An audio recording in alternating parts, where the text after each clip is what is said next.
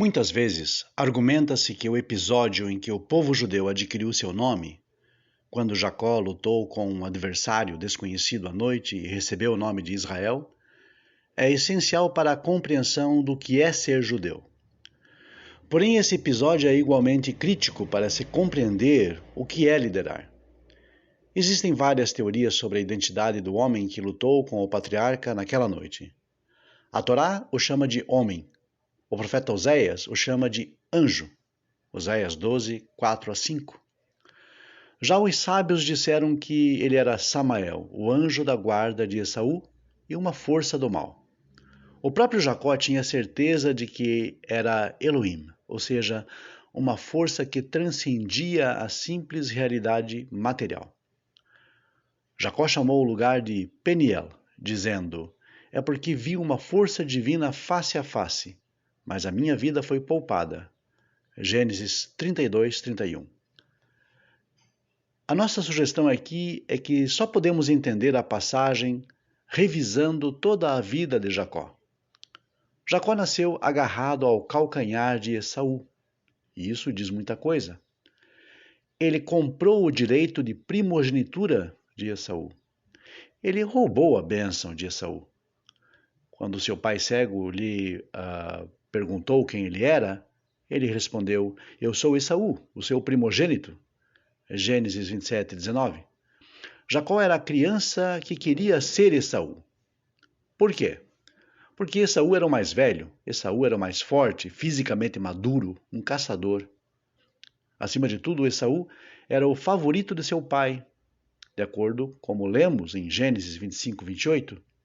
Isaac, que gostava de caça selvagem, amava Esaú, mas Rebeca amava Jacó.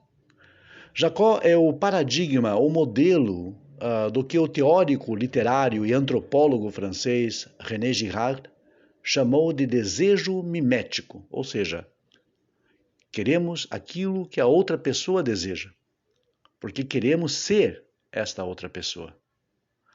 O resultado é tensão entre Jacó e Esaú. Essa tensão aumenta a uma intensidade insuportável quando Esaú descobre que a bênção que seu pai reservou para ele foi adquirida por Jacó, e então ele jura matar seu irmão assim que o seu pai já não estivesse mais vivo. Jacó foge para a casa do seu tio Labão, onde ele encontra mais conflitos. Ele está voltando para casa quando ouve que Esaú está vindo ao seu encontro, com uma força de 400 homens. Em uma descrição excepcionalmente forte de emoção, a Torá nos diz que Jacó estava muito assustado e angustiado. Gênesis 32, 7. Assustado, sem dúvida, porque Esaú estava vindo para matá-lo, e talvez angustiado porque a animosidade do seu irmão não era assim sem uma justa causa. Jacó, de fato, prejudicou o seu irmão, como vimos antes. Isaac diz a Esaú: seu irmão veio enganosamente e recebeu a sua bênção. Gênesis 27, 35. Séculos depois, o profeta Oséias diz: o Senhor tem uma acusação a apresentar contra Judá. Ele punirá Jacó de acordo com os seus caminhos e o retribuirá de acordo com as suas ações. No útero, ele agarrou o calcanhar do seu irmão, e como homem, ele lutou com Deus. Oséias 12, 3-4. Jeremias usa o nome Jacó para se referir a alguém que pratica o engano. Cuidado com os teus inimigos. Não confie em ninguém do seu clã, pois cada um deles é um enganador. Akov Yaakov. E cada amigo um caluniador. Jeremias 9:3. Enquanto Jacó buscou ser Esaú, houve tensão, conflito, rivalidade. Esaú se sentiu enganado, Jacó sentiu medo. Naquela noite, prestes a se encontrar com Esaú novamente após uma ausência de 22 anos, Jacó luta consigo mesmo. Finalmente ele joga fora a imagem de Esaú, a pessoa que ele quer ser, que ele carregou consigo todos esses anos. Este é um momento crítico na vida de Jacó. De agora em diante, ele se contenta em ser apenas ele mesmo. E é somente quando deixamos de querer ser outra pessoa, nas palavras de Shakespeare, cobiçando seus talentos e visão e aquilo que mais aprecio, me sinto menos satisfeito, é que podemos estar em paz com nós mesmos e com o mundo. Este é um dos grandes desafios da liderança. É muito fácil para um líder buscar popularidade sendo o que as pessoas querem que ele seja. Um liberal para liberais, um conservador para conservadores, tomando decisões que ganham aclamação temporária em vez de fluir de princípios e convicções.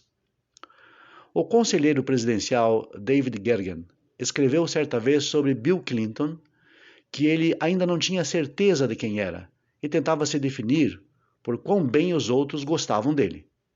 Isso o leva a todos os tipos de contradições e a visão de outros de que ele parece uma mistura constante de pontos fortes e fracos.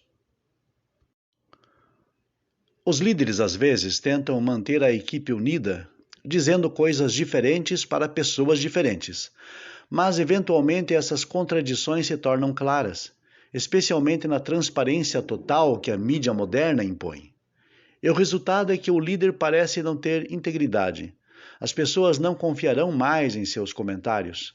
Há uma perda de confiança e autoridade que pode levar muito tempo para ser restaurada. O líder pode descobrir que a sua posição se torna insustentável e pode ser forçado até a renunciar. Poucas coisas tornam um líder mais impopular do que a própria busca pela popularidade. Grandes líderes têm coragem de viver com impopularidade. Abraham Lincoln foi insultado e ridicularizado durante a sua vida. Em 1864, o New York Times escreveu sobre ele. Ele tem sido denunciado sem fim como perjuro, usurpador, tirano, subvertedor da Constituição, um destruidor das liberdades de seu país, um desesperado temerário, um frívolo insensível às últimas agonias de uma nação que está morrendo. Winston Churchill, até se tornar primeiro-ministro durante a Segunda Guerra Mundial, havia sido considerado como um fracasso. E logo após o fim da guerra, ele foi derrotado nas eleições gerais de 1945. Ele mesmo disse que o sucesso é tropeçar de fracasso em fracasso sem perda de entusiasmo. Quando Margaret Thatcher morreu, algumas pessoas festejaram nas ruas. John Fitzgerald Kennedy, Yitzhak Rabin e Martin Luther King foram assassinados. Jacó não era um líder, ainda não havia nação para ele liderar. No entanto, a Torá faz um grande esforço para nos dar uma visão da sua luta pela identidade, porque não era só dele. A maioria de nós já experimentou esta luta. A palavra avot, usada para descrever Abraão, Isaque e Jacó, significa não apenas pais, patriarcas, mas também arquétipos, modelos. Não é fácil superar o desejo de ser outra pessoa, de querer o que ela tem, de ser o que ela é. A maioria de nós tem esses sentimentos de vez em quando. Girard argumenta que esta tem sido a principal fonte de conflito ao longo da história. Pode levar uma vida inteira de luta antes de sabermos quem somos e renunciar ao desejo de ser quem não somos.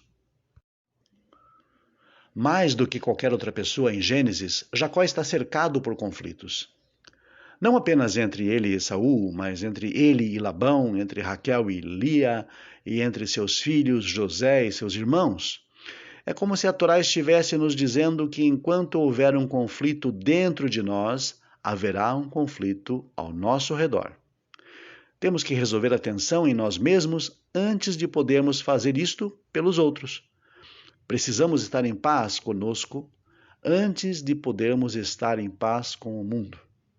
Isso é o que acontece na paraxá dessa semana. Depois de sua luta corpo a corpo com o estranho, Jacó passa por uma mudança de personalidade, uma transformação. Ele devolve a Esaú a bênção que tirou dele. No dia anterior ele havia devolvido a bênção material, enviando-lhe centenas de cabras, ovelhas, carneiros, camelos, vacas, touros e burros. Agora ele lhe devolve a bênção que dizia: "Sê o Senhor sobre teus irmãos, e que os filhos da tua mãe se curvem a ti." Gênesis 27 e 29. Jacó mesmo se curva 7 vezes diante de Esaú. Ele chama Esaú de meu senhor, Gênesis 33:8, e refere-se a si mesmo como seu servo, 33:5. Na verdade, ele usa a palavra bênção, embora esse fato seja frequentemente obscurecido nas traduções. Ele diz: por favor, aceite a minha bênção que foi trazida a você. Gênesis 33:11. O resultado é que os dois irmãos se encontram de novo e se separam em paz. Conflito de pessoas. Elas têm interesses, paixões, desejos e temperamentos diferentes. Mesmo se não o tivessem, eles ainda entrariam em conflito, como todo pai sabe. Crianças, e não apenas crianças, buscam atenção e não se pode atender a todos igualmente o tempo todo. Gerenciar os conflitos que afetam cada grupo humano é trabalho do líder. E se o líder não tiver certeza e não tiver confiança em sua identidade, os conflitos persistirão. Mesmo que o líder se veja como um pacificador, os conflitos vão continuar. A última resposta é conhecer a si mesmo. Devemos travar batalhas em relação a nós mesmos, como Jacó fez naquela noite fatídica, expulsando a pessoa a quem persistentemente nos comparamos, aceitando que algumas pessoas gostarão de nós e o que defendemos, enquanto outras não, entendendo que é melhor buscar o respeito de alguns do que a popularidade de todos. Isto pode envolver uma vida inteira de luta, mas o resultado é uma força imensa. Ninguém é mais forte do que aquele que sabe quem e o que é. E como sempre, a nossa mensagem final: se você gostou desse vídeo, curta e compartilhe. Se ainda não é inscrito, inscreva-se já e ative as notificações. No canal Monoteísmo Racionalista, teremos sempre estudos da Torá, da Parashá, vídeos sobre temas polêmicos e também muito conhecimento da língua hebraica. Fique conosco e até o próximo vídeo.